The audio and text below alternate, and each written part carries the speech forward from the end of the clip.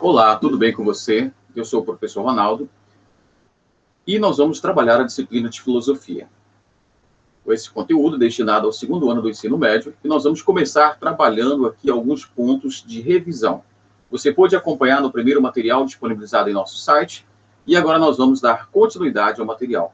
Por mais que esteja difícil para você, eu sei que não é fácil, mas você pode se esforçar fazendo as suas atividades e com certeza você vai conseguir. Então, eu vou compartilhar com você a minha tela para a gente começar essa aula. Vamos lá? Acompanhe, por gentileza. Mas eu quero lembrar para você acompanhar o conteúdo que está acontecendo lá no nosso site e também no Sala de Aula, que é o programa Google Classroom.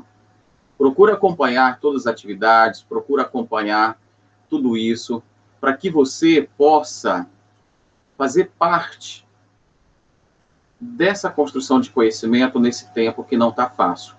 Porque se você não se esforçar, se você não conseguir avançar nesse conteúdo, com certeza eu garanto que vai ficar tudo muito mais difícil para você.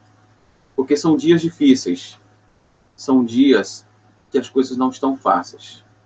Então se esforce para que você possa, de fato, acompanhar esse conteúdo, acompanhar essa atividade. E nós vamos aqui ao nosso conteúdo de filosofia.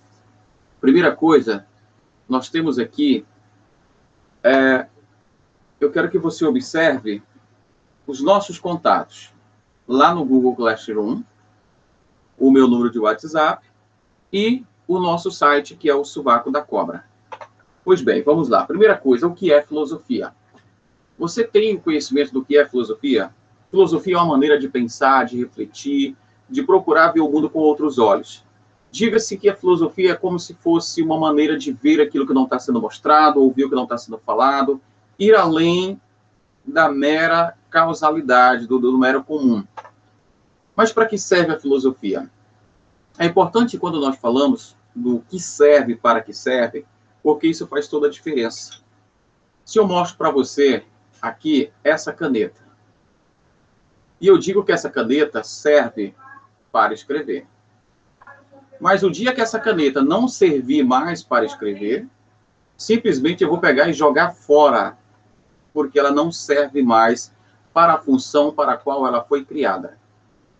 A filosofia não se habilita, não se prende e não se escraviza a uma função. Ela é muito mais do que isso. Ela não é necessariamente ligada a uma função, mas ela vai além, porque ela procura ser uma condição, um modo de ser. E então, aqui, como você pode observar, nós precisamos refletir nessa utilidade. A filosofia ela não serve para nada, porque ela não se prende a uma utilidade. Ela é em si mesma. Continuando, quando nós falamos de filosofia, tem todas essas reflexões que precisam ser feitas. E olha que nós estamos fazendo aqui uma revisão. Então, vamos lá. Quando nós falamos em filosofia, nós precisamos falar de nós mesmos. Primeiramente, eu quero chamar a sua atenção aqui para você. Quem é você? Quem sou eu?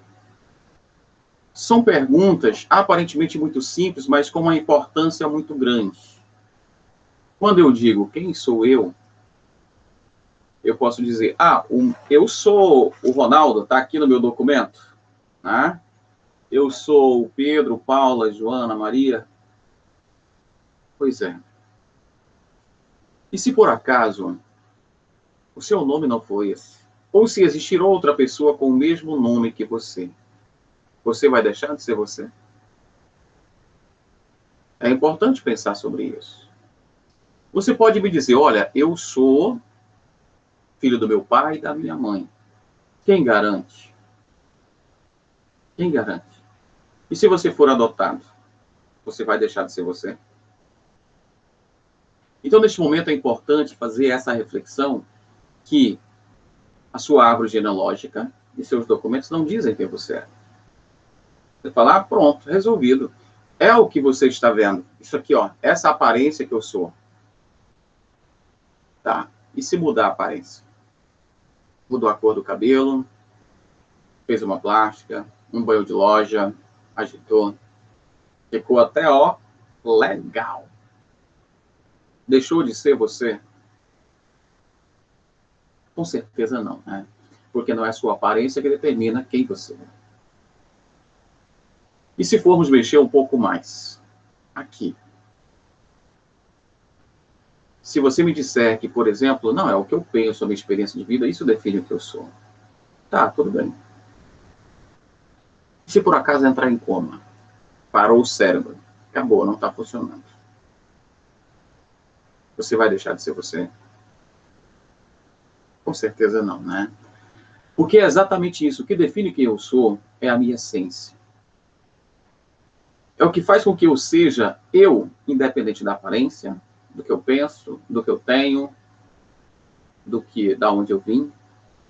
Mas o conjunto de tudo isso, atrelado à minha especificidade, que vai fazer com que eu seja eu. Mas essa reflexão nossa não para por aí. É importante, depois de analisarmos quem sou eu, analisarmos também uma outra pergunta muito interessante, que é a pergunta: de onde vem? Quando eu pergunto de onde venho, eu não estou perguntando, de onde você... eu vim lá da casa da minha tia, agorinha. Não é esse tipo de pergunta. Eu estou perguntando para você aonde tudo começou. Porque antes de você vir da casa da sua tia, você veio da casa sua, depois veio de outro, veio do útero da sua mãe, que veio do útero da mãe dela, que veio de lá do dinossauro, que antes o dinossauro, que veio, até chegar onde tudo começou. Como é que foi que tudo começou? Foi Deus que fez.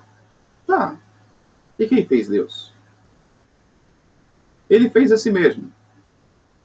E antes dele fazer a ele, a si mesmo, como é que as coisas surgiram? Tem que ter um começo. Em algum momento, teve algum começo. Como é que foi? Mas pensar no começo também é importante. E quando nós pensarmos nesse começo, pensemos também que existe uma perspectiva de futuro. Há um futuro pela frente. E a esse futuro, eu preciso analisar que, para saber de onde venho, não é fácil. Mas mais complexo ainda é saber para onde vou. Isso eu sei. Daqui a pouco eu vou lá para casa, eu vou fazer isso, eu vou fazer aquilo. Tá. E depois? E depois de novo, e depois de novo, e depois de novo. Já sei. Morreu. Pronto, morreu. E daí? Para onde vai depois? Se você acredita, cristão, acredita na vida após a morte, possivelmente você também acredita, igual eu, que vamos para o céu. Ou, dependendo da vida que levou, vai para o inferno. E aí?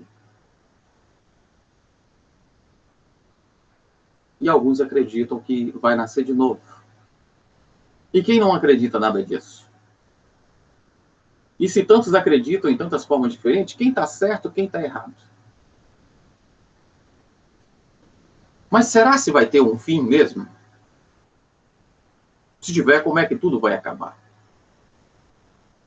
É importante pensar sobre isso, e a filosofia faz essas perguntas.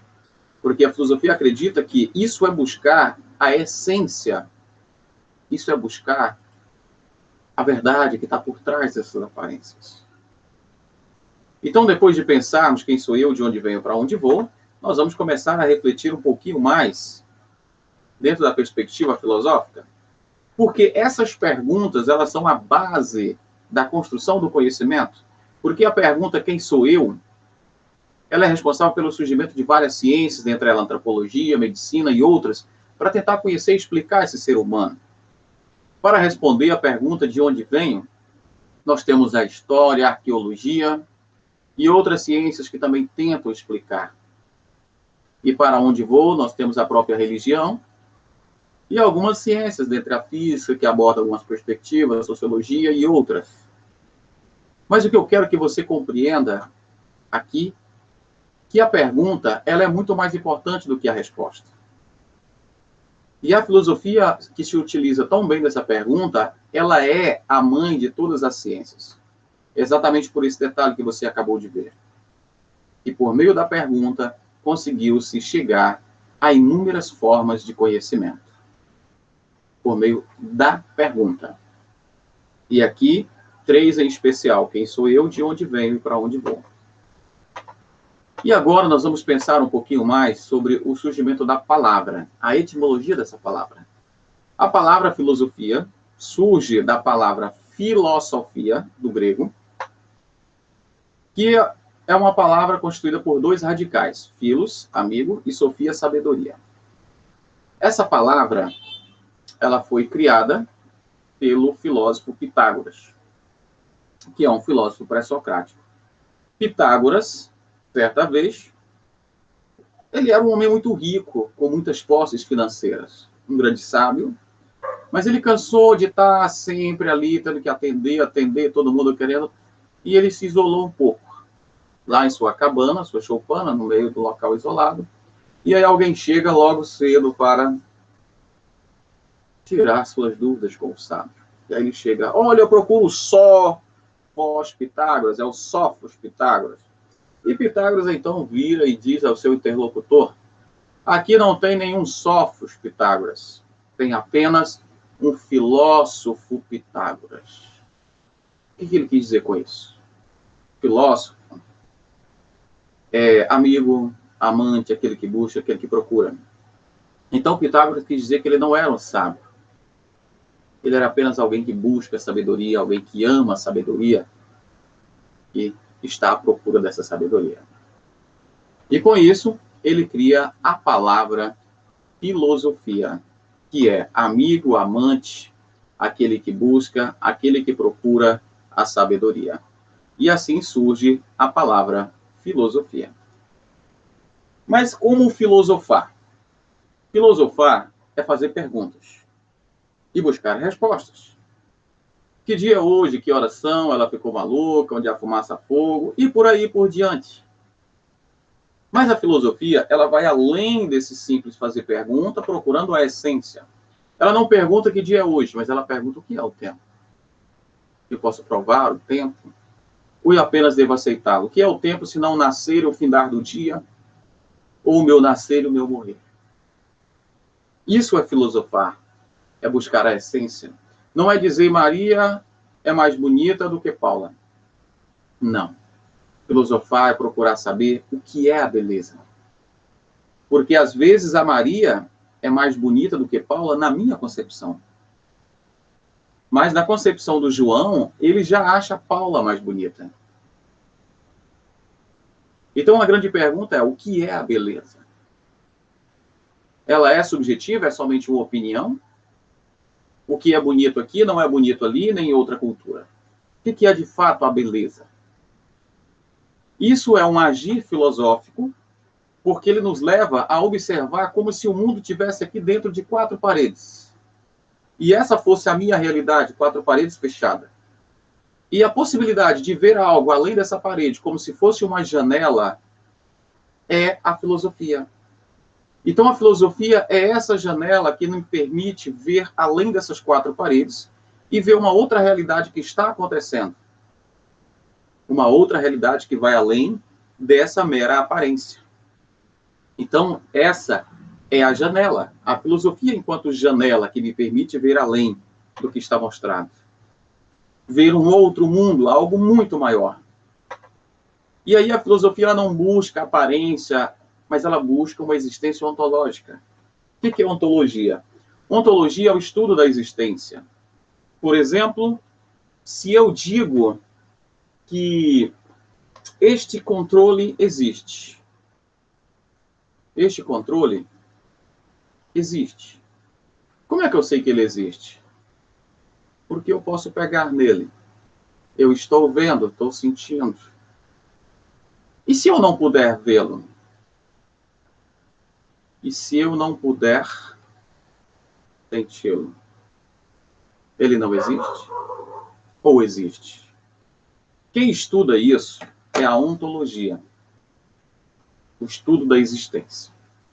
A filosofia também estuda, junto com a ontologia, a filosofia estuda a epistemologia, que é o processo de conhecimento, de nós conhecer.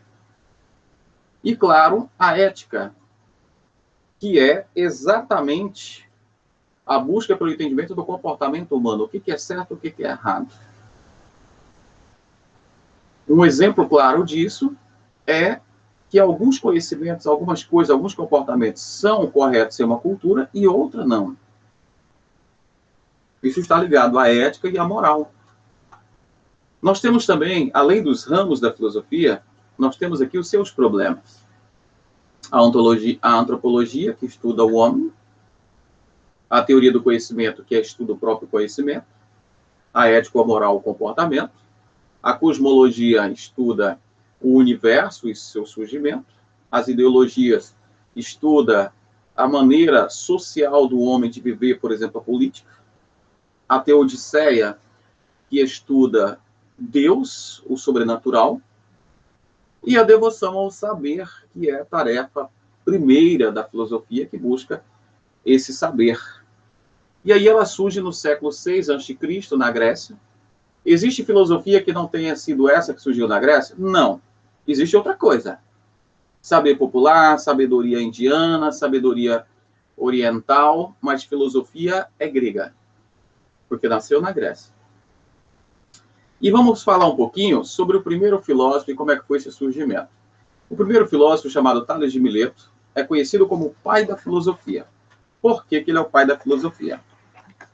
Porque exatamente ele fez o rompimento com os mitos. Vamos entender melhor isso. Naquele contexto de Tales de Mileto, tudo era explicado por meio dos mitos. Se estava ventando, era o deus Eolo. O movimento das águas era considerado como se fosse controlado por Poseidon, o deus dos mares, das águas. Os raios eram Zeus que estava lançando, as peripécias eram Hércules. Tudo que se acontecia havia um deus, porque os mitos eram uma maneira de explicar a realidade da qual o próprio homem não conhecia. Ou seja, o mito era uma maneira de explicar aquilo que não se tinha explicação. Esse era o poder do mito. Esse era o mito.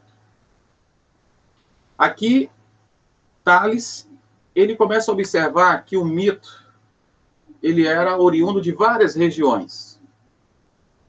Cada região, e aqui a importância da localização geográfica da Grécia, eu quero que você veja aqui o mapa. Se você observar aqui no mapa, a Grécia está aqui, ó, perto dessa bota que é a Itália, bem aqui assim. É uma região de grandes navegações que passavam por aqui. Olha só, é uma área de ilhas, uma área praticamente insular, muitas ilhas. E na época de Tales, a ilha aqui era de suma importância para a sobrevivência. E ele começa a observar nessa ilha, que era um ponto de parada para muitas embarcações, que cada um chegava da sua região contando uma história diferente. Por exemplo, sobre a origem do mundo. Uns diziam que foi Deus que fez. Outros diziam que foi a Yangatu, Tupã, Tupi, Jaya, Gaia. E cada um contava uma história diferente. Então Tales começou a pensar o seguinte: se cada um conta uma história diferente sobre isso, pode ser que nenhum esteja falando a verdade. Ou pode ser que apenas um esteja falando a verdade. Mas como saber quem é esse um que fala a verdade? Então Tales, ele decide que ele vai desconsiderar tudo o que se tinha até o momento. E ele começa a definir uma única maneira de explicar essa realidade, o surgimento de todas as coisas. E ele tomou como opção a água, porque ele percebeu que a água era o elemento primordial, importante, essencial ali para ele, que morava numa ilha, que é uma porção de terra cercada de água. E então ele decide que se existe um princípio de todas as coisas, esse princípio é a água. Tales, ele foi matemático, astrônomo da cidade de Mileto. Ele foi um dos 7 sábios da antiguidade, morreu ao cair em uma cisterna, enquanto observava os astros. E ele foi o cara que conseguiu romper com o mito ao fazer a pergunta qual a causa última e o princípio supremo de todas as coisas. E deu uma resposta a essa pergunta sem utilizar nenhum mito. Não deu nenhuma explicação baseada nos deuses. Simplesmente no elemento natural que é a água. Ele diz que todos os seres vivos precisam da água para sobreviver. Ele diz que todo alimento tem que ter água. E bom é o alimento suculento. Ele diz que a própria terra está deitada sobre a água. Ele viajou muito, ficou encantado com a mágica da enchente do Nilo. Ele pertencia à escola jônica. Teve um discípulo. O seu discípulo foi de suma importância, porque o seu discípulo deu continuidade ao seu princípio filosófico. O seu discípulo foi Anaximandro de Mileto. Anaximandro, ele era matemático, astrônomo, filósofo, teve grandes contribuições, dentre elas, relógio de sol e o primeiro mapa geográfico. Ele começou a procurar o princípio de todas as coisas, assim como seu mestre, Tales de Mileto. Só que ele deu um nome para esse princípio, que era o arqué. O princípio, a base e o fundamento de todas as coisas. Mas ele discordou do seu mestre e disse, não dá para dizer que tudo veio da água, uma coisa tão simples. Então ele começou a pesquisar esse princípio em algo mais complexo. E ele chega na ideia de apeiron, que é a indefinição. Ele vai dizer que o princípio de todas as coisas não pode ser definido. Ele é apeiron, ele é indefinido. Mas dentro das contribuições de Anaximandro, nós temos o primeiro mapa geográfico. Ele se inspirou muito no movimento dos elementos. Os elementos que se tornam uns dos outros. Ele dava muita importância aos opostos, que vai gerar um movimento. E ele postula a origem das espécies, que vai ser a teoria carro-chefe de Charles Darwin. Ele também postulou que o universo, algumas teorias sobre o universo, dentre elas que a Terra era cilíndrica e era o centro de tudo, o Sol é um corpo anelar ao redor da Terra, o céu é uma esfera ao redor da Terra, e o universo é infinito e ilimitado. Olha só, mais uma teoria postulada aqui, que vai ser absorvida depois pela ciência, e hoje é, inclusive, o que acreditamos. Olha que interessante. Essas ideias voltaram no século XX, 19 e 20, mas elas já haviam sido postuladas aqui. Então, Anaximandro acreditava na impossibilidade de definir o princípio de todas as coisas. Mas aqui, Anaximandro teve um discípulo chamado Anaxímenes, que também foi muito importante nesse momento, porque Anaxímenes, ele acreditava na possibilidade de um arqué, um elemento, o princípio de todas as coisas. Só que ele foi mais genial. Ele fez uma síntese filosófica. Poxa, a água é muito simplório, tal. Mas olha, Anaximandro, como é que eu quero definir algo que eu já disse que é indefinido? Não faz sentido. E então ele faz uma síntese filosófica. Ele faz uma síntese incrível.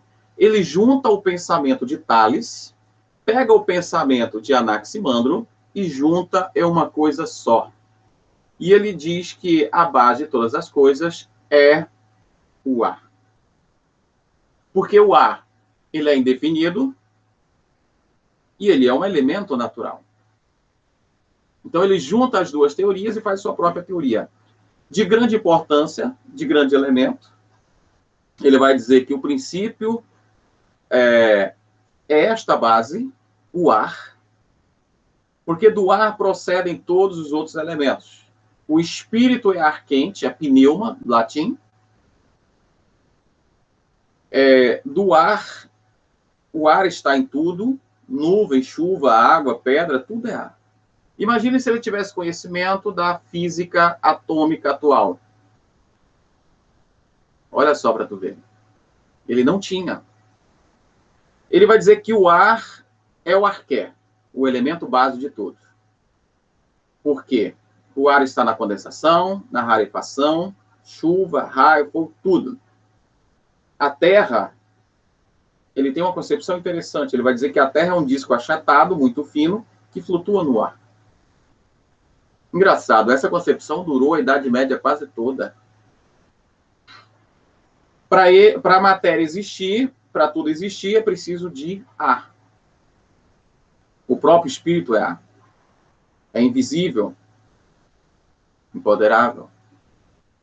É a própria vida, o ar. Ele vai dizer que a Lua e o Sol são discos análogos, como quadro pintados, em uma abóbada celeste. Diferente de Anaxímenes. Mas a ideia diferente de Anaximandro, né? Já essa ideia de Anaxímenes dura quase toda a Idade Média. E depois, com o Renascimento, retoma-se com a ciência moderna, retoma-se as ideias de Anaximandro. Pois bem, essa base filosófica da escola de Mileto, os jônicos, Tales, Anaximandro e Anaxímenes, são de suma importância quando nós falamos do surgimento da filosofia. Porque foram os primeiros a explicar a origem de tudo sem usar os mitos. Esses filósofos estão dentro do que nós entendemos por organização da história da filosofia, e nós temos 4 períodos: antigo, medieval, moderno e contemporâneo. Como você pode ver, os antigos têm 4 subperíodos: medieval 2, moderno 3 e contemporâneo 2. Representando isso em uma árvore, nós temos aqui a filosofia antiga como sendo a base, as raízes. O tronco esguio e longo, a filosofia medieval. Aonde surgem os galhos é a filosofia moderna. E a filosofia contemporânea está lá na ponta dos galhos. Eis aqui a nossa organização da filosofia. Cada momento desse é importante você conhecer para entender os filósofos de cada momento. E isso é a história da filosofia. Os períodos, a organização desses subperíodos. Muito bem. Eu quero dizer para você que a mente precisa se abrir ao pensar. Essa é a grande sacada da nossa mente. Se abrir ao pensar. Isso é pensar filosoficamente. E além das aparências, além do que está posto. E eu quero pedir para você, vamos fazer suas atividades. Primeira coisa que você vai fazer, depois de você assistir esse vídeo, vai escrever um texto explicando para você como que o mundo surgiu. Fale um pouco sobre você também. Quem é você? De onde você vem e para onde você pretende ir? Então, são 4, eu diria, não são nem perguntas, são 4 textos, pode ser a metade de uma folha cada um, né? Você vai escrever como é que o mundo surgiu, você vai escrever quem é você, de onde você vem e para onde você vai. Continue fazendo as atividades, eu vou colocar em breve uma atividade para você responder, material apostilado. Continue estudando. Estamos em pandemia, tempos de pandemia, mas a vida não parou, a vida continua. Cuide-se, proteja, use máscara, álcool em gel. Se puder, fique em casa. Grande abraço e lembre-se, a filosofia busca aquilo que está além das aparências. Grande abraço para você, bons estudos. Acompanhe nosso material lá no Google Classroom, na sala de aula, no grupo do WhatsApp ou no Sovaco da Cobra. gg.gg/Sovaco da Cobra.